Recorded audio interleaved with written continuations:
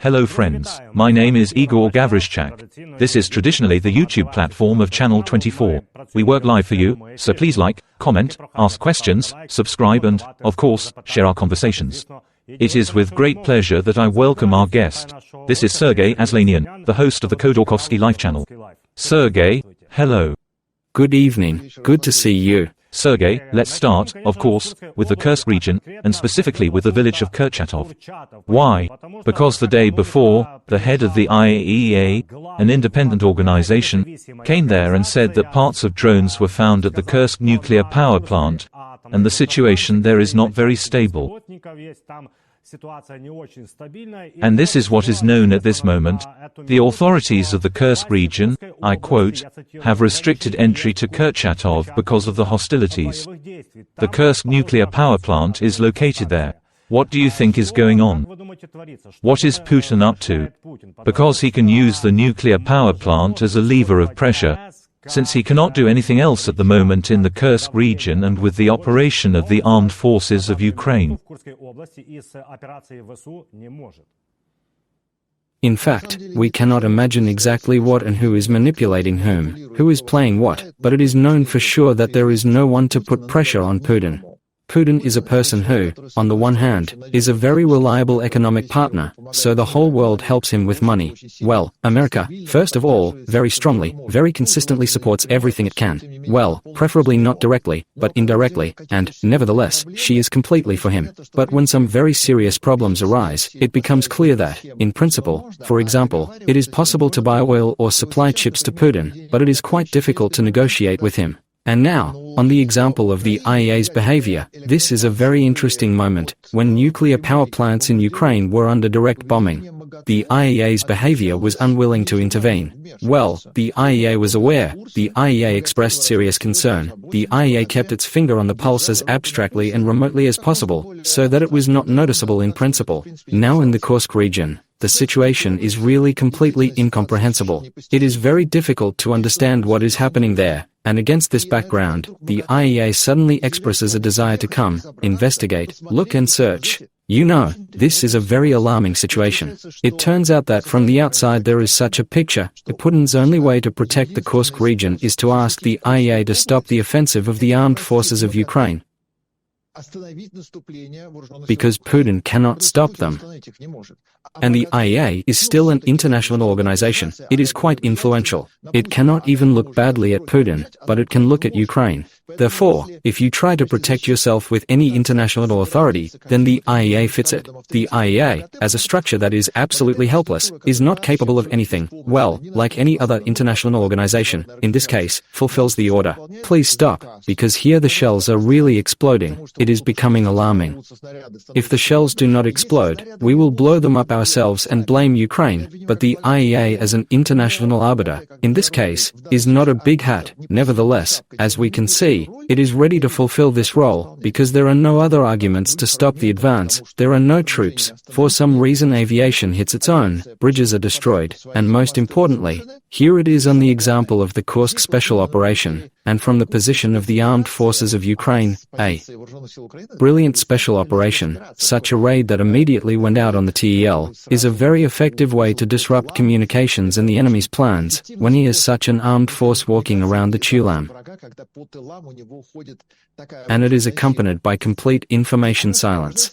Previously, they first learned about what was happening at the front from the publics that accompanied the advance or actions of the armed forces of Ukraine in one way or another. Now, if you look, bloggers on Z channels all say that nothing terrible is happening there in the Kursk region, because there is no visual content. People are used to the fact that war is on TV. The only evidence is video recording. If there is no video recording, then the entire previous history of mankind did not exist. Well, there is no longer a video of how Columbus discovered America. Well, it means that Columbus did not discover America. And how do you prove that Columbus discovered America? Well, show the video. Well, on TikTok. No, everything, then, did not open. And everything else becomes unproven. And there is no offensive, there is no threat to Kursk, there is no threat to Kurchatov. And Ukraine took just a couple of villages there and did not move further. because there is no content anywhere, where, for example, Ukrainian soldiers appear against the background of some precisely identifiable links to geographical points, the names of villages, some recognizable object. If this is not there, then there is no progress. And from the point of view of propaganda, there is a very interesting duality. It seems that the fatherland is in danger, the enemy has attacked the Russian land. Well, quickly, all the people, finally, crawl down from the stove and throw themselves into the trenches, cover the embrasure with your chest, Ukrainian tanks have stopped, and on the other hand, well, if there is no visual confirmation, then there is no danger. It means that there is some Tetkino, but Tetkino doesn't care about it. What's going on with RYLSK? And what is happening to them there? Why? Because the Ukrainians have stopped filming it. And Russia also responded to this by the lack of filming. Finally, they took away everyone's phones, gave everyone programs and said, well, stop posting all kinds of heresy on TikTok. And they stopped. And therefore the war was left without information support, and in fact without information confirmation. Therefore, Putin's panic is all the more incomprehensible. And what are you worried about in this case, if you walked a couple of kilometers in the Kursk region?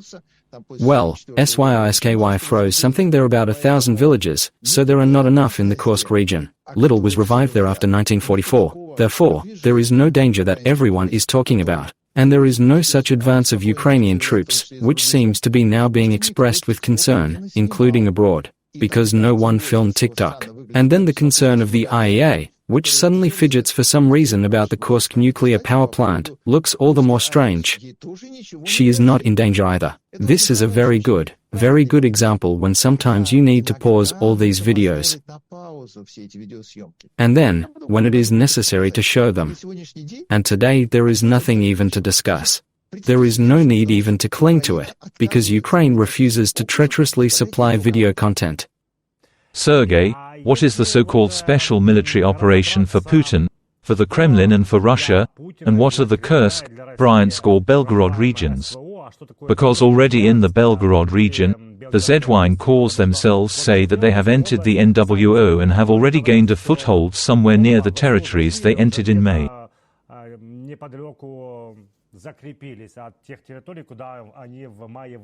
We understand that Putin considers the so-called special military operation to be liberation, capture, destruction.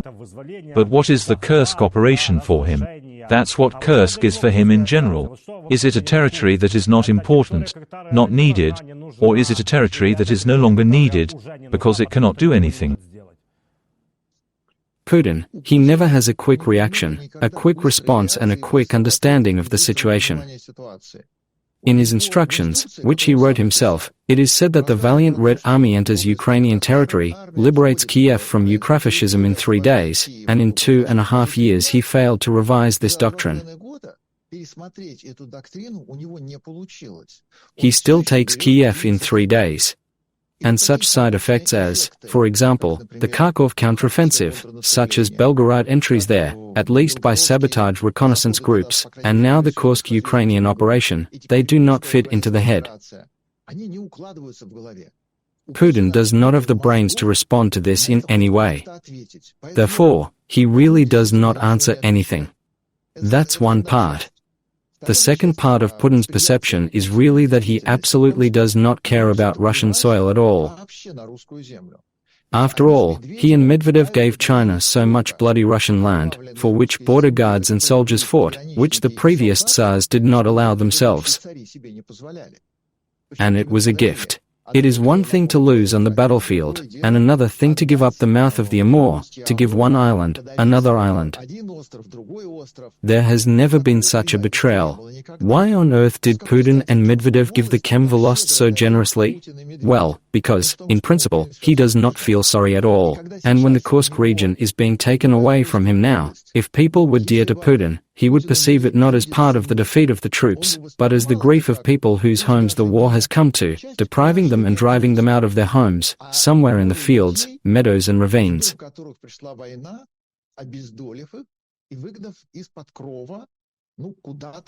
The evacuation has failed, and these people are absolutely lost and don't know where to go.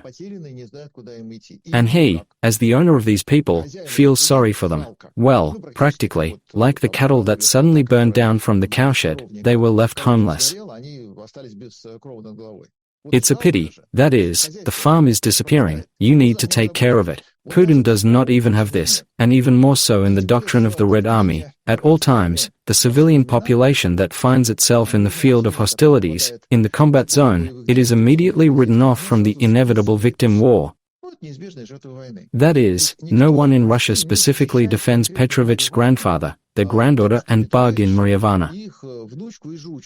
Because if they are in the occupied territory, then it is their personal fault and it is their personal problem that they are hit by shells, that they are being shot at. Because the most important thing is to liberate the native land from the adversary. The fact that people living on this land die at the same time is the norm of war. For the Russian army, for the workers' peasant Red Army, for the current Putin, this is the absolute norm.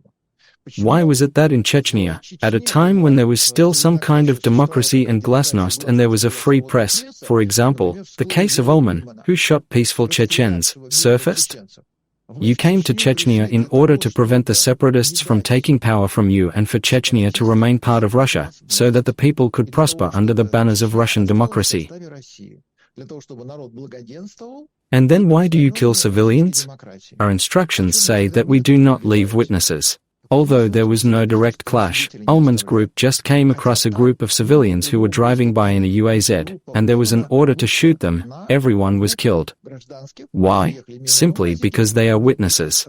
They were accidental. They were not going to fight. They did not pose any threat. They did not have weapons. They were simply killed. Because they were out of place here. And here the whole Kursk region is out of place. The Kursk region is occupied by the enemy army. The task is not to save the residents of the Kursk region.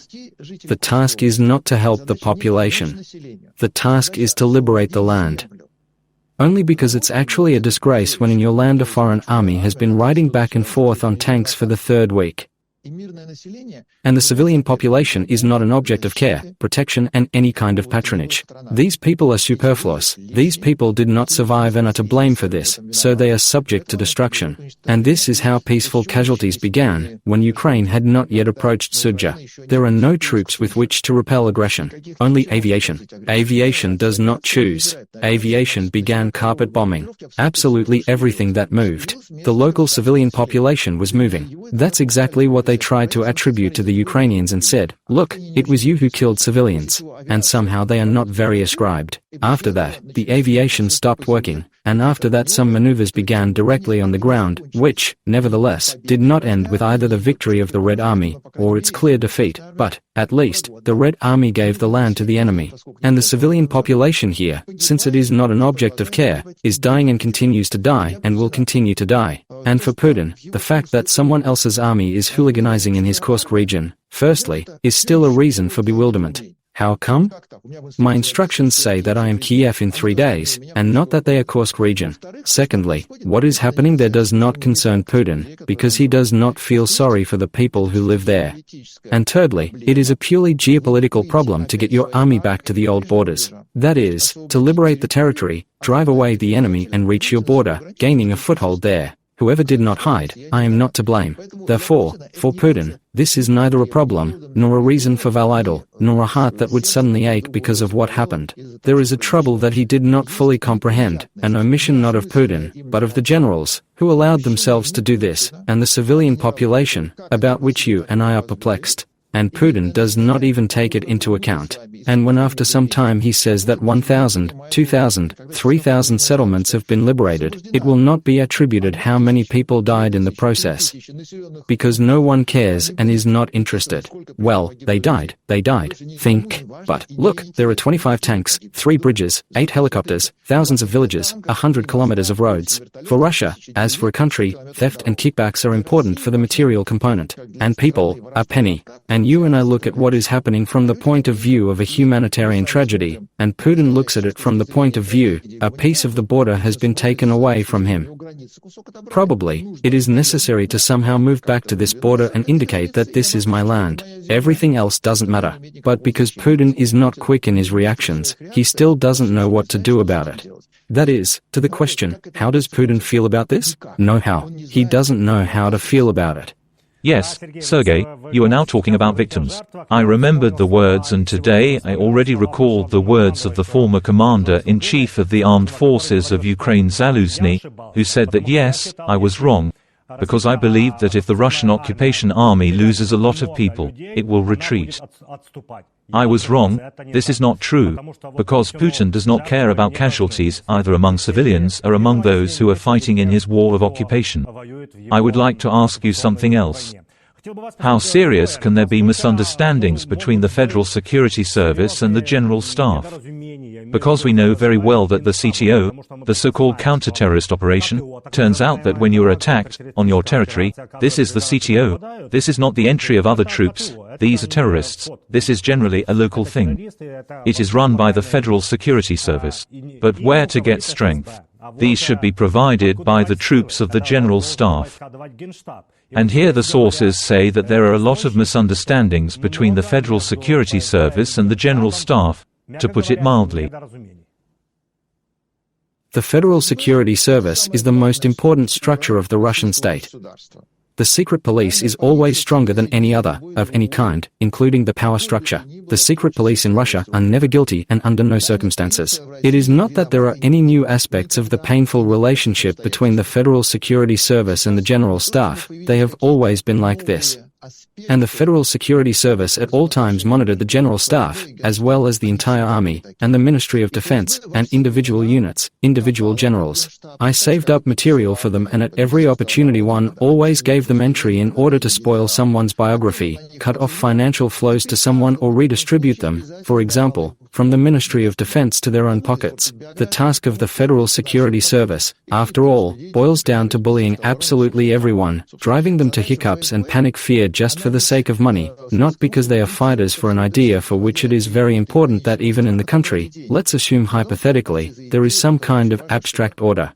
You know, in our country, where we are responsible for something, there is order. There is no concept of such an order. There just must be a meek population that can very easily control the herd.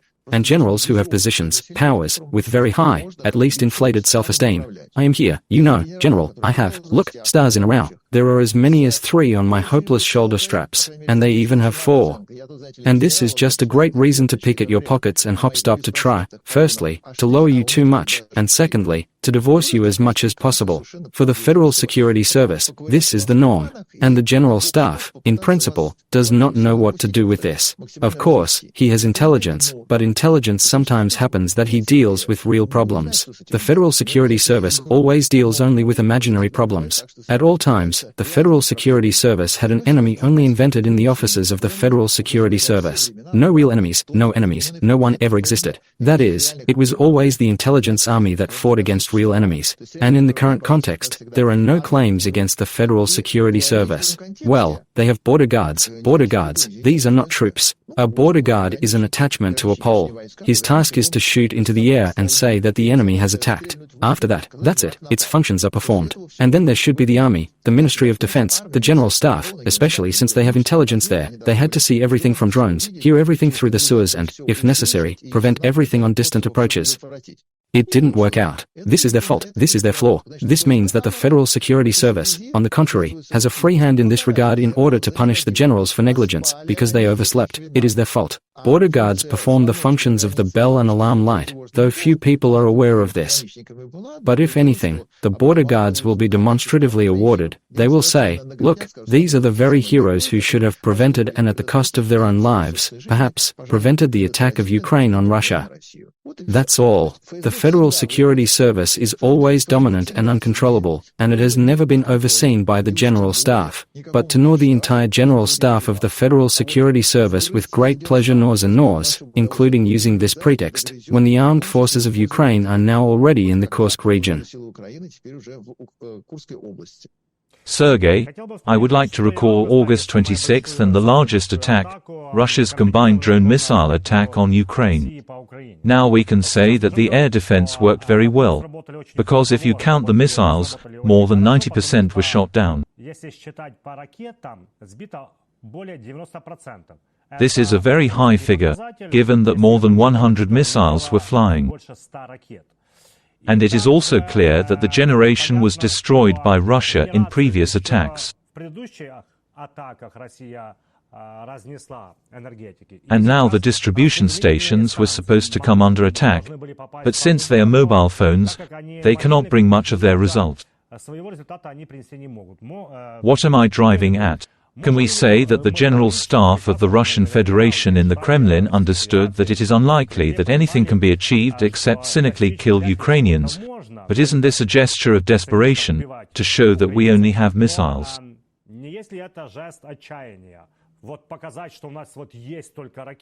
Despite the sanctions, we can produce, but this has not brought any effectiveness to the Kremlin.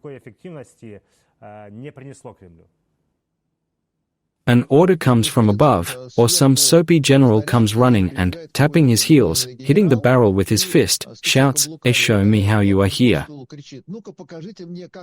And these who are here, they have to show him some of their activities. So here we are, here we are now in Ukraine. And in order to understand how you will dispose of your, for example, missile weapons, you need to have very accurate reconnaissance data. When you know that here are 5 tanks, here is a repair plant, here are SCAPs, here you have Caponius, here is hidden, and here is the warehouse itself. And then, clearly, completely on the map in the flight mission, this point is plotted, and the missile flew to destroy the material and technical base of the armed forces of Ukraine. But for this you need to work. It must be a very serious agency, it must be a very good accurate analysis. You need to be able to work with cards, to understand, this is really serious work. And when you know for sure, for the last 20 years, there has been a switchboard here, a power plant here, a substation here, and something else from the energy infrastructure here, and they are not going anywhere, and they are marked on all Google Maps. So, in order to prove your worth, the expediency of this missile of the Russian Empire's potential hitting the enemy, what do you need to choose as a target?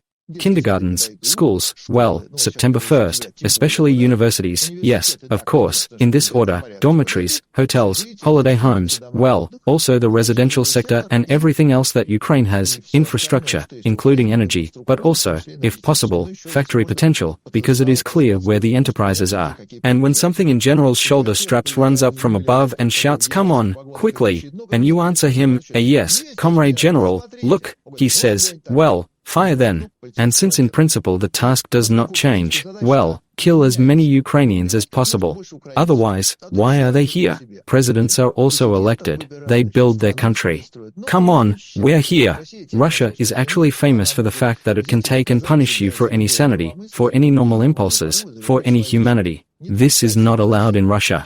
Moreover, what kind of Ukrainians are there? Why should they feel like people? Therefore, the more Ukrainians are killed, the better. And it doesn't matter in what way, with reference to a power plant or just on the street, but just on the street, well, with a missile of some X-101, to try to hit a taxi driver in the head. Of course, this is very valiant, but somehow ineffective. Let's go to the hospital. And this is exactly how flight tasks are built. And at the same time, of course, look, the infrastructure was bombed here, a plant here, and another railway crossing, but in no case nuclear facilities, because the West will really stand up for this, because a radioactive cloud will go to them, and then Putin will have trouble. Therefore, let's put it this way, we kill all Ukrainians, as well as be exposed, but it is better in addition to a machine, a factory, a tank and a distribution account. Sergey, by the way, about nuclear energy and nuclear weapons, about what can kill people en masse. Which, of course, there is no limit to Putin and there is no obstacle. I remember and have repeatedly said that they should scare other countries with nuclear weapons, such as London, Berlin, Poland, Warsaw, well, someone else, they Bravo, Medvedev and others, even when they handed over the F-16S, or when the United States, together with Germany, said in unison that they were giving away Abrams and Leopards.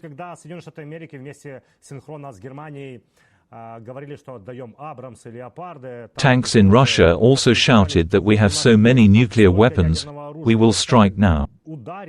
And here again, there is an entry into the Kursk region, also in the Belgorod region.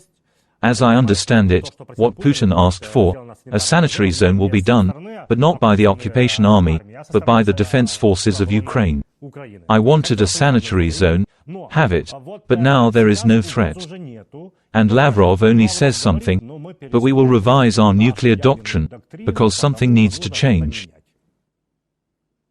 We hear only one side, that every day the raving Medvedev and all the others from the Russian Federation talk about some red lines, about the nuclear shield, about the fact that we are very strong, about the fact that now they will give us a reason, and we, of course, will take advantage of it. We don't listen to the rest of the world. How many countries in Europe have nuclear weapons? 9. These are not only those who directly produce, for example, Great Britain and France. American nuclear weapons are in 9 countries, so there are actually 10, and in fact 11 states in Europe have nuclear weapons on their territory. Well, the closest, for example, is Turkey. Turkey can afford it. The United States has a nuclear arsenal in America, stationed and ready for combat use. Therefore, when we listen to Medvedev, we get the feeling that only Russia has nuclear weapons and maybe a little bit of the British, and they have only Navy-based weapons. They have all this directly given to the Navy. And there is something about the French, not very clear what. No, the whole of Europe, it consists of the nuclear arsenals of the United States. There are Germany, Belgium, and Holland. There is someone there and how to respond. And all the more so now that both Poland and Scandinavia have begged for an application for the deployment of nuclear weapons. They said, let's come to us too. It will also come in handy, because it is clear that the enemy will not calm down. And when we listen to Medvedev, there is a feeling that there is a complete unconditional monopoly here, and everyone else is in fear. Nothing of the kind. Everyone in Europe has nuclear weapons, and it is no longer scary at all, because it is clear how powerless, helpless and in fact primitive Russia is. In addition, again, when we listen to Medvedev, but he is not very sane, he himself does not really know how it all looks, how it is used, what it is. Well, he had no time to figure it out while he was picking at his iPhone. Well, it seems to him that this is some kind of real button. He will press it now, and something will fly there. At the same time, France, it published its white paper a long time ago. It clearly states that in the event of a military conflict, France first launches a tactical nuclear strike on its enemy. And then, if he didn't understand, strategic. And France has everything for this, because France is just the #1 country in Europe in terms of armaments. It is at that it has, including aircraft carriers, it is at that has a nuclear fleet and it has nuclear weapons. This, it would seem, should have been, for example, with the Germans. But the Germans have nothing, their army is helpless, quite battered, let's say, by reforms. Therefore, to the conversation for the 100,000th time, returning to whether Russia will use nuclear weapons or not, no, it will not. Will she get a change? That's why she doesn't use it. Firstly, because it is not sure that it has anything, and secondly, it is well aware of how exactly the nuclear doctrine of the entire Europe is built, the entire NATO bloc, where 11 countries are already based, so Russia will receive absolutely from everywhere, and Turkey, if necessary, it will even extend its nuclear potential to the Urals and beyond the Urals. Well, it turns out to be too much. Not to mention the fact that, if necessary, America responds, but America may be on the sidelines. This, for example, flew from the territory of Turkey from Erdogan's friend, and America seems to be out of business. That is, there are so many nuclear weapons in Europe that there is something to balance Medvedev's arrogance and ignorance. Just now, on the example of a brilliant special operation in the Kursk region, the armed forces of Ukraine proved the complete inconsistency of the Russian army, the Russian defense doctrine. That is, it is not able to defend its land, and that's why every day it's funnier and funnier. And it would be, of course, completely ridiculous if people did not die. But it is already clear that the very colossus with feet of clay, which the German ambassador in Moscow wrote about at the end of the Soviet-Finnish War of 1939 in a letter to Hitler, has been fully preserved in the soul of Russia's traditional values. Indeed, Russia's defense potential is very large and really has feet of clay, because there is absolutely nothing to defend the Kursk region with. Nuclear weapons, perhaps, are there, rusted and stuck to corrosion, to the racks, and, perhaps, will not even take off. And Europe is the same. Oiled, cooked and works. That is why Russia, for example, is so diligently avoiding hitting Ukraine's nuclear facilities at all, God forbid. Because after that, they will really indiscriminately defend themselves here. Fortunately, Europe does not want to have the consequences of any Russian activity in the centers of nuclear deployment, even civilian facilities, when the radioactive cloud comes to Europe. I don't want to, I don't have to, so the Russians will be slapped on the wrist. It is because of this that neither in the form nor in any form, that is, neither the nuclear weapons themselves nor nuclear facilities are and will not participate in this war. Sergey, I would also like to ask you about the use of Western weapons on the territory of the Russian Federation, because allegedly the Kurdish operation was supposed to change everything, both visually and internally, for our partners, for Ukraine's partners, because, yes, there was a fear that it would be a different escalation, a new round of war, and it is not clear what to expect. So please do not use attacks on airfields. Then, on August 6, the operation of the armed forces of Ukraine began, and it became clear that there was no need to be afraid, and various armored cars, various tanks, artillery of non-Ukrainian production entered. But all the same, the White House insists that we do not allow a full-depth strike. What the President of Ukraine Volodymyr Zelensky says is that we would not have to enter the Kursk region if we could be on the bodies, hit in depth. And now, as I read, the Wall Street Journal writes that Russia has removed 90% of its fighters and bombers from the range of the ATACMS, fearing that the United States will give the go-ahead. And now it becomes incomprehensible. Why did the United States drag its feet to say now, well, why do you need to beat, and there is nothing there? I probably don't believe in any conspiracy theories and that there can be any agreements between Moscow and Washington, but it still looks crazy. And perhaps they're just afraid that the war will go beyond their ideas about controlling the election race in the United States, or how to explain it.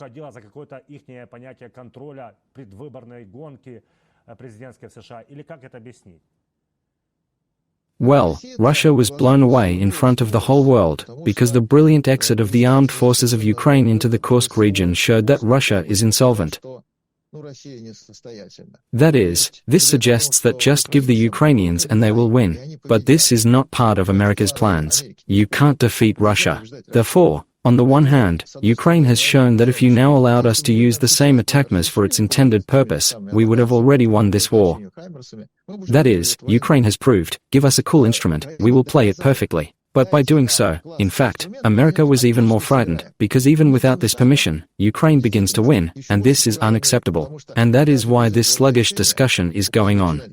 It has already been going on, even on the example of the Kursk special operation, for the third week. Well, maybe we will allow it. Well, yes, probably. The Russians, look, were already frightened, withdrew their contingents so as not to be hit, and America is still from the series. Well, yes, maybe matches will be enough. Maybe you can already give a lighter to a child. Maybe he will make a fire there more professionally. There will be a drop of gasoline there, some kind of horn. No, well, listen, don't. Otherwise, he will really do something very professional. We see the duplicity of the West. Against this background, an investigation is underway in parallel about how exactly American, Intel and other strongest manufacturers of processors get into the modern missile armament of Russia. For 2.5 years, America has been supplying the element base for Russian missiles, which destroy Ukrainians. And for 2.5 years, America has been saying, listen, we have a certificate. When we sold to him, he said, listen, Mom, I swear, yes, it's not for missiles, it's a network phone. Here, if anything, wow. And that's enough for us. Look, we have a clear document. It says, therefore, of course, are 2.5 years of supplying these processors, which, by the way, are not of a household appearance, not for household purposes and not for household size. That is, this is not a chip that could be picked out of a cell phone, glued to a rocket, and the rocket then turns into a beast that hits. This is a completely different specific type of product, and it is not difficult to track the delivery specifically. America does not do this on purpose, precisely because America is not interested in the victory of Ukraine, and therefore, Russia does not run out of missiles with the Intel content of the American element base. That is, just as on the American electronic element base, there is an increase in the production of the same shard and new types of weapons. It is in this direction, in which Russia has not only failed to succeed, it has completely overslept it. Well, Russia has such a tradition. Preparing for a new war, Russia always manages to oversleep the most important direction of this war. Well, just as in World War II they completely overslept individual automatic weapons, overslept the all-wheel drive, and it was necessary to urgently grab the same Studebaker from the Americans, so in this war drones overslept. But now all these drones are Russian, They were still originally designed for the Western element base, and they continue to receive this element base.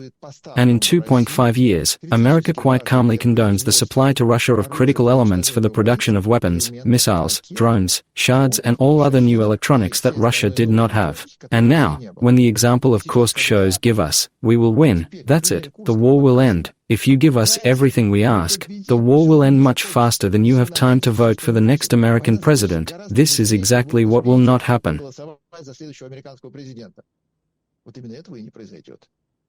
Sergey, and the last question, we regularly talk about the things that we have at the moment. Now this is an operation of the armed forces of Ukraine in the Kursk region. We used to talk about Putin's visits, yes, what will Jinping say there? We always talk about some processes in the context of the entire war. This is my general question. How do you see the end of this war, or a ceasefire, or what are the options? What do you clearly see in the foreseeable future?